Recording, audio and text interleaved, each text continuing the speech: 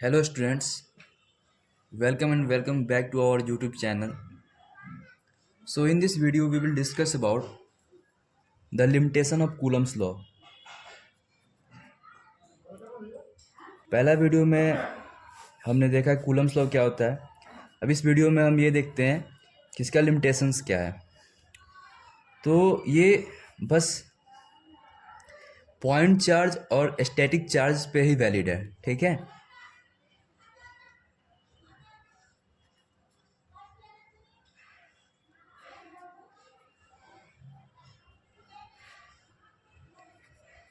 Valid only for, पहला point क्या है, स्टैटिक चार्ज के लिए, और दूसरा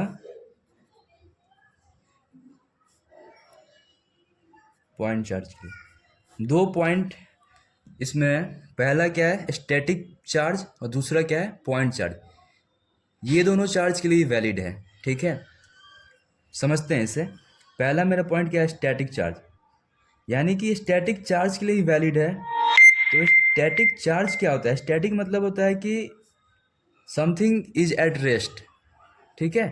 स्टैटिक मतलब क्या होता है, रेस्ट। अब रेस्ट क्या होता है, रेस्ट मतलब ये होता है ना कि कोई भी ऑब्जेक्ट अगर टाइम के रिस्पेक्ट में अपना पोजीशन चेंज ना करे तो उसे हम रेस्ट बोलते हैं, ठीक है। जैसे एग्जांपल में ये ऑब्जेक्ट है, ये बॉडी टाइम के रिस्पेक्ट में पिछले 5 सेकेंड पहले ये वहीं पे था और अभी भी वहीं है। तो ये जो 5 सेकेंड का जो ड्यूरेशन है, उस टाइम में ये अपना पोजीशन चेंज नहीं कर रहा है, इधर उधर नहीं जा रहा है ना, वहीं का वहीं है। तो वो क्या है, टाइम के रिस्पेक्ट में अपना पोजीशन नहीं चेंज कर रहा, तो इसको हम रेस्ट बोलते हैं, है ना। कोई ऑब्जेक्ट यहाँ पे है, टी इजकल टू 0 पे यहीं पे है, और टी इजकल टू 10 सेकेंड पे भी यहीं का यहीं है। तो पिछला ये जो 10 सेकेंड का जो ड्यूरेशन है, इस 10 सेकेंड में ये ऑब्जेक्ट अपना पोजीशन चेंज नहीं किया है ना, तो इसको क्या बोलेंगे कि ये ऑब्जेक्ट रेस्ट पे है, ठीक है। रेस्ट समझ में आ गया। और चार्ज तो पता ही है। तो रेस्ट चार्ज के लिए ही एप्लीकेबल है, मूविंग चार्ज के लिए एप्लीकेबल नहीं है। मूविंग चार्ज के लिए ये क्या नहीं है, वैलिड नहीं है, ठीक है। तो अब मूविंग चार्ज के लिए क्यों नहीं वैलिड है वो देखते हैं। मूविंग चार्ज मतलब कि चार्ज यानी कि कोई इलेक्ट्रॉन, अगर कोई इलेक्ट्रॉन मोशन में आ जाता है ना, मूव करने लगता है, घूमने लगता है, तो उसमें क्या होगा कि वो मैग्नेटिक फील्ड प्रोड्यूस करेगा। ये बी वेक्टर को क्या बोलते हैं, magnetic field. Magnetic field produce करेगा, और क्योंकि मैग्नेटिक फील्ड प्रोड्यूस होने से वो एक्सपीरियंस करेगा मैग्नेटिक फोर्स। कौन सा फोर्स एक्सपीरियंस करेगा, मैग्नेटिक फोर्स। और कूलम्स लॉ जो होता है वो बस इलेक्ट्रोस्टैटिक फोर्स यानी इलेक्ट्रिक फोर्स के लिए ही वो एप्लीकेबल है। वो मैग्नेटिक फील्ड से जो मैग्नेटिक फोर्स प्रोड्यूस हो रहा है वो उसे नहीं मेजर कर पाएगा, ठीक है। तो अगर यहाँ पे कोई Q1 है जो कि मोशन में आ गया है, और ये पॉइंट चार्ज Q2 है जो कि रेस्ट पे ही है, तो ये क्या करेगा, मैग्नेटिक फील्ड प्रोड्यूस करेगा। तो यहाँ पे जो नेट, इन दोनों के बीच में जो नेट फोर्स होगा वो दो होगा। पहला क्या होगा कि इलेक्ट्रिक फोर्स भी होगा और दूसरा मैग्नेटिक फोर्स भी होगा। तो ये मैग्नेटिक फोर्स को कूलम्स लॉ नहीं बता पाएगा, है ना। इसलिए ये स्टैटिक चार्ज यानी जो चार्ज रेस्ट पे है उसके लिए वैलिड है, ठीक है। शायद ये पॉइंट क्लियर हुआ हो। अब दूसरा पॉइंट क्या है कि ये पॉइंट चार्ज के लिए ही वैलिड है। पॉइंट चार्ज क्या होता है, छोटा सा चार्ज Q1 पॉजिटिव, ठीक है, या नेगेटिव, जो भी, नेगेटिव Q2, कोई भी पॉइंट चार्ज। अब देखते हैं कि ये पॉइंट चार्ज के लिए एप्लीकेबल है, मतलब चार्ज जो डिस्ट्रीब्यूटेड है उसके लिए एप्लीकेबल कैसे नहीं है ना। ये एक सीट हो गया है ना, इस पर चार्ज यूनिफॉर्मली डिस्ट्रीब्यूट है, ठीक है।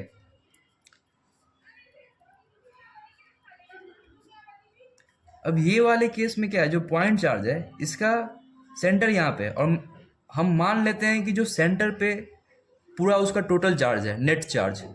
लेकिन इस वाले केस में जब ये यूनिफॉर्मली डिस्ट्रीब्यूट हो गया है, यहाँ पे पॉइंट चार्ज नहीं है, यहाँ पे बहुत सारा चार्ज है और सरफेस पे के डिस्ट्रीब्यूट है, तो यहाँ पे मैं कंसीडर नहीं कर सकता कि यहाँ पे इसका जो सेंटर पे है उसका चार्ज, नेट चार्ज उसका सेंटर पे है।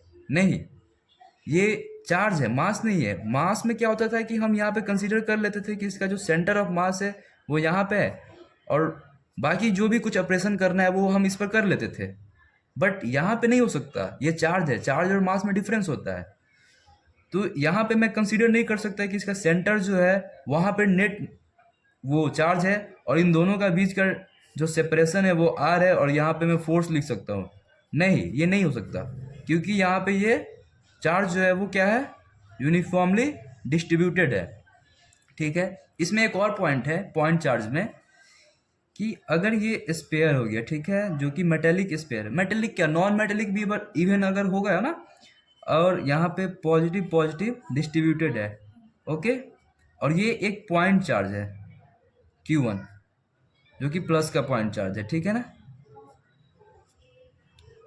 और इसका सेंटर मानता हूँ यहाँ पे है, ठीक है।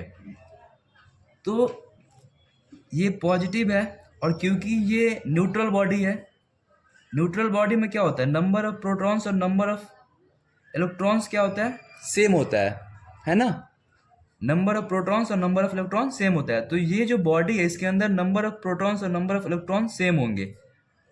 अब क्योंकि ये पॉजिटिव चार्ज है तो यहाँ पे इलेक्ट्रॉन्स को ये अट्रैक्ट करेगा जो इसके अंदर नेगेटिव चार्ज है ना, ये पॉजिटिव है तो इसके अंदर जो पॉजिटिव नेगेटिव मिक्स होके जब न्यूट्रल है तो नंबर ऑफ प्रोटॉन्स और नंबर ऑफ न्यूट्रॉन्स सेम है, ठीक है। ये एक छोटा सा स्पेयर है, इसके अंदर नंबर ऑफ इलेक्ट्रॉन्स और नंबर ऑफ प्रोटॉन्स सेम है और यहाँ पे Q पॉइंट को लाया हूँ मैं, ठीक है, जो कि Q1 है, छोटा सा चार्ज है पॉजिटिव। तो इसके अंदर का जो पॉजिटिव और नेगेटिव जो चार्ज है वो नेगेटिव वाला इधर को शिफ्ट हो जाएगा क्योंकि ये पॉजिटिव है, अट्रैक्ट करेगा नेगेटिव वाले को, और ओवरऑल कैसा ये दिखने लगेगा, फिर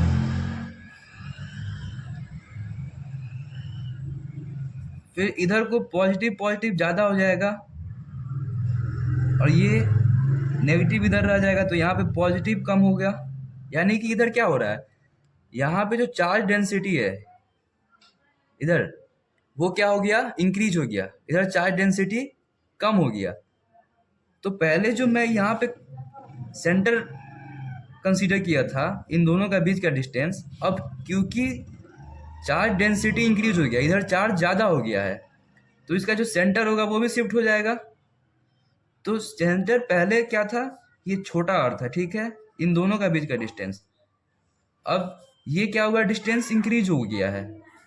पहले पॉइंट ये था, अब पॉइंट ये आ गया क्योंकि सरफेस चार्ज डेंसिटी जो है वो इंक्रीज हो गया इस तरफ, तो डिस्टेंस इंक्रीज हुआ है। अब कूलम्स लॉ से हमको पता है कि वो क्या होता है, F जो होता है इन्वर्सली प्रोपोर्शनल होता है डिस्टेंस के, है ना। तो अगर डिस्टेंस इंक्रीज होगा तो फोर्स क्या होगा, कम होगा, इन्वर्सली प्रोपोर्शनल है, डिक्रीज हो जाएगा। तो इस वाले केस में क्या होगा, फोर्स कम होगा। अगर यहाँ पे इस वाले केस में F जो है वो K Q1 Q2 upon R square है, तो इस वाले केस में फोर्स क्या होगा, इससे कम होगा, है ना, क्योंकि रेडियस इंक्रीज हो रहा है। अगर वही ये Q1 नेगेटिव चार्ज होता तो इधर को चार्ज डेंसिटी शिफ्ट हो जाता, है ना, तो फिर इसका जो सेंटर ऑफ चार्ज है वो इधर शिफ्ट होता तो रेडियस कम हो जाता नेगेटिव वाले केस में। तो नेगेटिव वाले केस में रेडियस कम होता तो फोर्स वहाँ पे इंक्रीज हो जाता।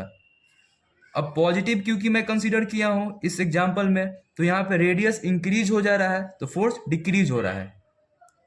तो इसमें क्या हो रहा है, फोर्स इंक्रीज और डिक्रीज हो रहा है। तो ऐसा नहीं हो सकता ना, इसलिए पॉइंट चार्ज के लिए ही ये एप्लीकेबल है। चार्ज जब डिस्ट्रीब्यूटेड हो जाएंगे, जब यूनिफॉर्मली किसी ऑब्जेक्ट पे मतलब किसी सरफेस पे स्प्रेड आउट हो जाएंगे, तो उसके लिए ये वैलिड नहीं है। आई होप क्लियर हुआ होगा पॉइंट कि चार्ज स्टैटिक हो और पॉइंट चार्ज हो तभी ये कूलम्स लॉ एप्लीकेबल है। तो यही इन दोनों का इस लिमिटेशन इसका यही है कि ये स्टैटिक चार्ज और पॉइंट चार्ज के लिए एप्लीकेबल है, मूविंग चार्ज और डिस्ट्रीब्यूटेड चार्ज के लिए एप्लीकेबल नहीं है। Thank you.